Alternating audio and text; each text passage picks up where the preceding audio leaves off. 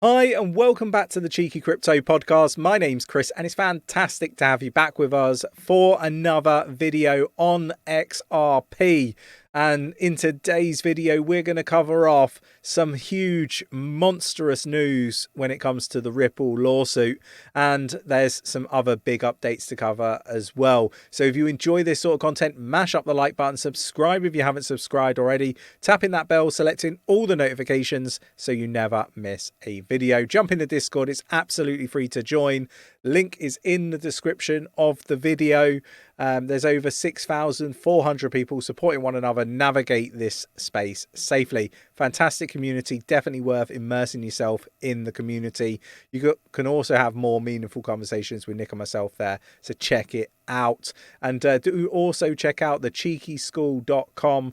Lots of courses on the likes of risk management, Elliott wave theory, and how to build a great portfolio in crypto. So go check that out. Right, well, let's get down to the desktop. So we're going to start here on CoinMarketCap. So just bear in mind, this is recorded a few hours before it goes out. We're ranked 6th by market cap for XRP. It's up 0.79% at the time of recording at 0.404. So look, we've seen some good price discovery over the recent days and months. So first of all, I want to have a look at the Q4 2022 XRP market report. So there's some really interesting stuff in this report. And, this isn't the really juicy stuff. We're going to come on to that in a moment. But, there is some real pockets of good news in here. So I want to cover it off. So we'll start with on-demand liquidity, the ODL. Ripple's crypto-enabled cross-border payment solution launched in France, Sweden, and Africa. That's monstrous right there. Now available in nearly 40 payout markets. So what I would say is you got the lawsuit with the SEC, lots of companies fold and just pay the fines or go out of business or stop their activity. But one thing that I think is amazing is Ripple have continued to build, continued to develop what they're doing. And this whole lawsuit with the SEC hasn't really held them back. Matter of fact, they have been looking to settle with the SEC. There's a number of things that, are caveated with settling that I don't think both parties can agree on yet. But the SEC aren't doing a fantastic job, so maybe they will actually settle at some point. But let's get back to the other updates that we've got here. XRP sales by Ripple net of purchases were 226.31 million. So that's what they sold in this quarter, Q4 of 2022, versus the 310.68 million they sold in the previous quarter. So, we saw less XRP being sold. So that is a positive. There has also been a release of an Ethereum virtual machine, an EVM, sidechain for the XRP-L, the XRP ledger, on DevNet, right, which allows DeFi applications like Uniswap, Aave, and Compound to easily launch on the XRP-L. Now, this brings me back to something that I highlighted a few videos ago. And I also talked about it on yesterday's Twitch stream in the morning, and you can go back and watch that. And I talked about the fact that a lot of people just look at XRP as, a payment solution, and, that's all that there is kind of in many people's eyes. But there is a pretty sizable ecosystem building, which, could potentially have an impact on the price of XRP, depending on how, they integrate. There could be an opportunity that they integrate and XRP is used in some way as part of that development. So this is a positive for me. We can have a look, here gives you kind of a bit of an example. We've got a lot of payment solutions. We've got stuff around travel, crypto cards, micropayments, investments. We've got marketplaces. We've got custodial and wallets. We've got money transfer, and you've got exchanges here. But there are many, many more. This kind of website gives you kind of an idea of some of them here. But there are exchanges. There are metaverse projects and various other gaming projects and stuff like that as well. And these are, things that a lot of people don't really sort of take too much they don't pay too much attention to it. So I think it's good to raise it, as this is more than just a payment solution. Be it that is their main premise, is all the money is what Ripple are after. So look, you've got all this other stuff in the background on top, which is great, and I'll link these in the Discord for you to read through at your leisure.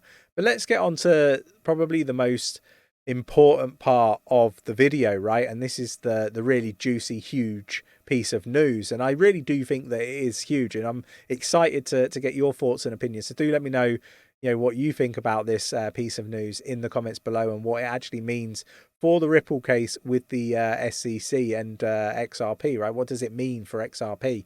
Because I think this is huge, right? There's a lot of people that talked about this as being a real negative. So there was a little bit of a legal win yesterday, I believe, which would be a couple of days ago by the time you watch this. And it all stems around this library coin or library token. Because there was the SEC, went after library token. They basically indicated that it was a security and deemed a security, and library token lost, right? And or they just caved in, one of the two. This has led lots of XRP holders to have many concerns, that XRP is going to be treated the same.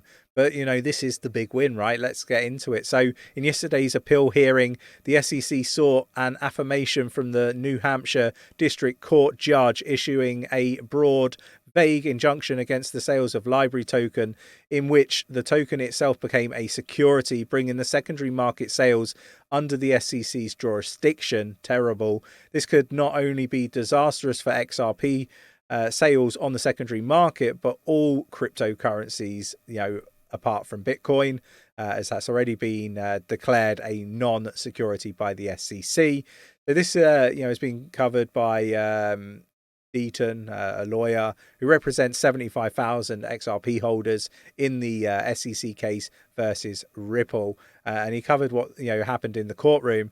We all know that the SEC are looking to maximize their enforcement capabilities available. That's why we got involved, he said, and he's getting into why he was involved. We'll skip past all of that and the library stuff.